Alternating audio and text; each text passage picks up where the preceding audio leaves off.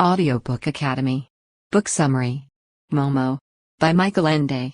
Modern fairy tale Momo depicts the battle between good and evil in contemporary society, where no one has time to care for another person because of the desire for material stability. The book is divided into 3 sections, each with 5 chapters, the first, the second, and the third, each with 7.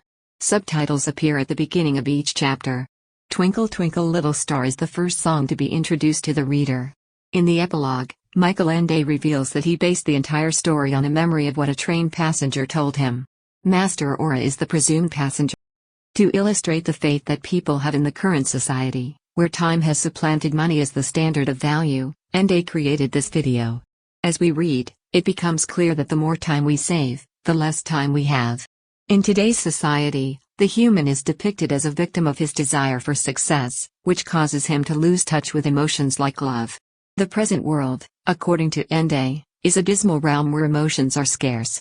Ultimately, the author provides us hope for a better future and lifts the pall cast by Momo's liberation of people's stolen time. The city was filled with sights and sounds that had never been seen before. Children played and drivers smiled as they passed. This is a fairy tale, hence the setting is a country in the south and the time period is not stated.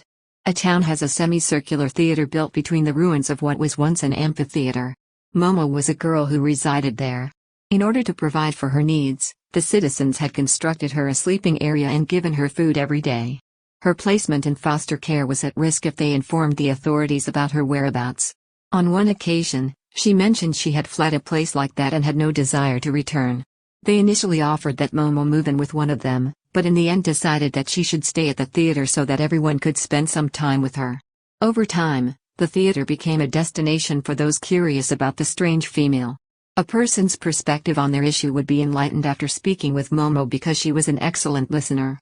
After chatting to her, even the most illiterate individuals would come away with a wealth of new insights. She acted as a go-between in a conflict. Momo had a number of new friends, but Gigi and Beppo were the closest to her. Gigi was a fun-loving person who enjoyed creating stories and making others happy. To entertain Momo while they were together, his stories about a princess and her prince were always on the menu. Beppo was a street sweeper who carried himself with honor and respect. Visitors to the theater would often come up with new games to play while they sat in the audience. When the gray-suited, hat-wearing, cigarette-smoking men in gray arrived in town, everything changed. Their job was to convince individuals to join the time-saving bank because they'd spent so much time doing nothing that it was time to do something about it. Despite the fact that they weren't under any kind of scrutiny, they all followed their orders, and as time went on, more and more people became members of their bank. People were simply piling up who were working full-time and had no spare time to do anything else. Every day, the town became colder and the residents became more irritated. Parents warned their children that the theater was frequented only by hobos, thus fewer of them went. Kids attended a variety of kindergartens, where they learned valuable life skills. Children's imaginations were stunted as a result of parents working longer hours in order to save money for unimaginative toys. Momo had begun to feel isolated. A man in gray visited her after she persuaded a few of her new bank buddies to pay her a visit. He tried to persuade her to give up on her social circle.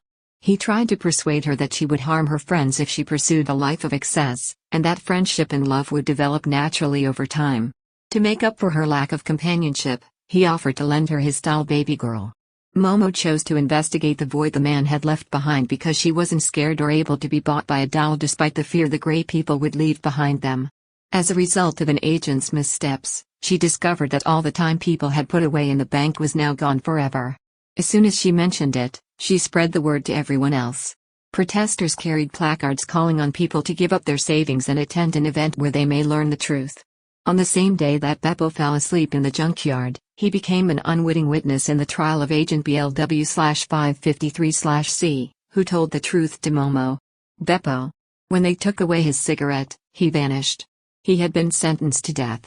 Momo was also on the agenda. Beppo dashed to the theater to tell his pal what had happened. When he arrived before the man in gray, Momo was nowhere to be found. A turtle with the message "Follow me" on its shell appeared before Beppo entered the theater.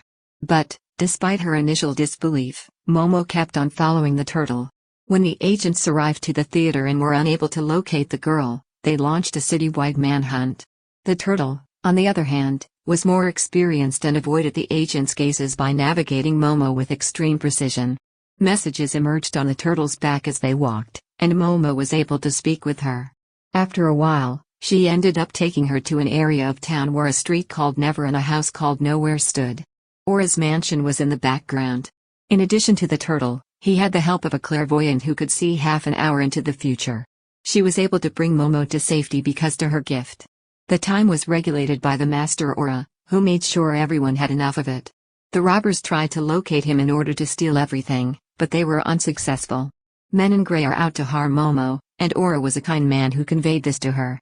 A lake surrounded by blooming flowers was where he took her for a relaxing afternoon. It was his way of saying that every flower is a clock and the lake was her heart. In fact, it was an accurate depiction of what a human heart looks like because time represents life and life is housed within the heart. In order for Aura to give her the words she needed to help her companions, he put her to sleep for over a year and a half. Because she couldn't see anyone else in the city, and because the man in gray had managed to keep her alone, she had no idea who was around. He had no time to spend with his family because another of Gigi's friends launched a fast food restaurant while she worked as a storyteller, building buildings with low-quality materials in order to raise their profit margins. Momo had been kidnapped, and Beppo had been told that he had to act quickly to save her. The rest of the children were placed in institutions where they were trained to follow in their parents' footsteps when they grew up. Because Momo was still a menace, the men in gray kept her secluded from the rest of the city's residents. A handful of operatives were accompanying Momo as she made her way to Master Aura for the second time. They kept a safe distance from each other to avoid being seen. Aura stated to Momo that the men in gray utilized dried flower petals in their cigarettes after drying, folding, and smoking them. That was the source of their existence. More and more gray smoke appeared around Aura's house, forming a protective barrier. Even though Aura had the power of time, it was only a matter of time before individuals became like the men in gray when they received drunk time from Aura, which was only possible if the sky was clear. In order to give Momo the chance she needed to find out where the agents were hiding their stolen time, Aura decided to halt time. To get to Aura's house, the agents hurriedly stopped the clocks, but once inside their sanctuary, they began seeking for smokes. Despite the fact that everything was frozen, Momo was able to walk around because to a flower clock that Aura had given her. In the end, she chose to follow the men in gray. There were only 6 of them left, and when they noticed Momo, they were all scrambling to get their hands on her flower. They vanished one by one, thanks to Momo and the turtle's assistance. It was Momo who was able to liberate the past after the last agent vanished. She was able to get out of the labyrinth thanks to a flower whirlpool. She returned to the theater to find her pals still there. They were all in a good mood, as they had been in the past. Characters: Momo, Beppo, Gigi, Master Aura, Turtle, the men in gray. Momo is the main character of the novel. She's a girl who materialized in the ruins of a theater and has no known identity. This woman was unknown to the authorities. To her, others were a source of wisdom and she spent her time listening to them. She's a young lady with a unique talent. She was able to listen to those who confided in her, unlike others. In her life, she was surrounded by numerous people she cared about more than anything in the world. It's Momo, the perpetual child, who only knows friendliness and has a lot of time to play. Gigi was one of Momo's friends. Unlike Beppo, who worked like a garbage guy, he was her second best buddy. This young man was noted as having an infectious smile and a great sense of humor. In reality, he went by the name Girolamo. When he was not working, he enjoyed entertaining travelers and sharing his stories with them. He considered his tales to be more fascinating than history itself. Despite the fact that the public found his tales amusing, they did not believe it was acceptable for him to charge for such fabrications. With this argument, Gigi said that poets do the same thing all the time. He wanted to be wealthy, and the men in gray gave him the opportunity provided he gave them his soul. At Momo's request, the most perilous dreams were those that didn't come to fruition, he revealed. He didn't want to be poor and have no aspirations, so he stayed put in his squalid purgatory. Beppo was Momo's best friend. He was small and walked with a slight hunch. He was brief and only spoke what was true. Liars, according to Beppo, were the greatest threat. He spent so much time sweeping the streets that he developed a philosophy of life around it. He advised against thinking about the length of the street in order to keep people from quitting before they reached the finish. As soon as Beppo heard that the men in gray had Momo and would release her if he saved 100 million hours, he trusted their story. He and Momo were reunited in content as time began again. Men in Grey, a bizarre new species that showed up in the small village. In grey clothing, they wore caps. They smoked cigarettes and conducted themselves as if time were the only thing they had to offer as compensation. Citizens were assaulted by frightening them with estimates of how much time they'd squandered, and then they were offered a savings plan to make up for lost time. Time-saving bank membership was also offered to everyone. Because smokes kept them alive, they always had a pack on hand. They spent the majority of their time in the shelter provided for them by the Red Cross. The Men in Grey represent powerful corporate interest organizations that shape the lives of the majority of people in the world. Instead of a name, they use a series of codes that reveal that they were a drab and that anyone who bows down to them will become one of them. Cassiopeia was a magical turtle that existed outside her time. When Master Aura promised Momo he'd give her the flower so she could work even though everything was frozen, she realized she didn't need it because she existed outside of time. She also had the ability to perceive the future half an hour in advance, which was another of her talents. Even though she was slow, she was in the right place at the right time. She was able to communicate with Momo by having stickers placed on her back.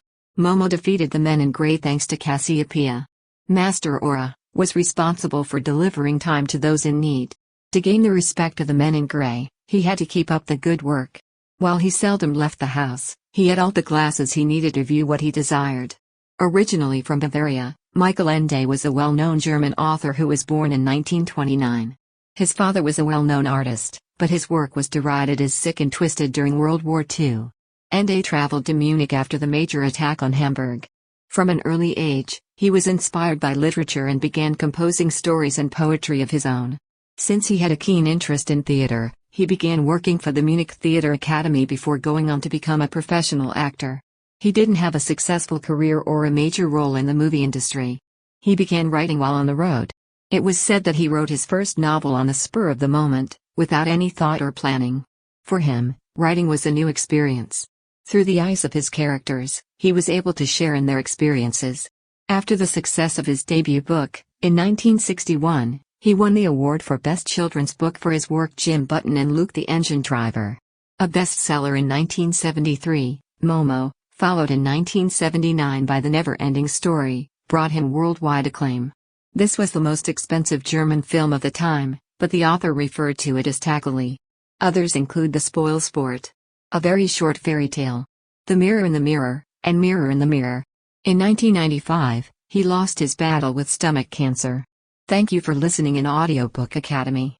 Don't forget to subscribe and smash that like button for more content like this. See you in next video.